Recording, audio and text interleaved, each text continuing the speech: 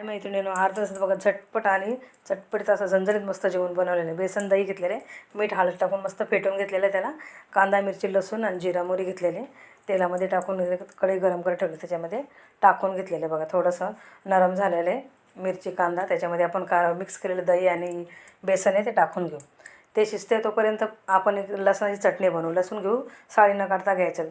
लाल तिखट घरातला टाकायचं, थोडं मीठ टाकायचं, थोडा कांदा लसूण मसाला मस्त बघा सुक्याची चटणी करून घेतली. चटणी आपली तयार झालेली आहे. आता आपण इकडे पीठ मळा घेऊ, बाजरीच्या भाकरी करून घेऊ.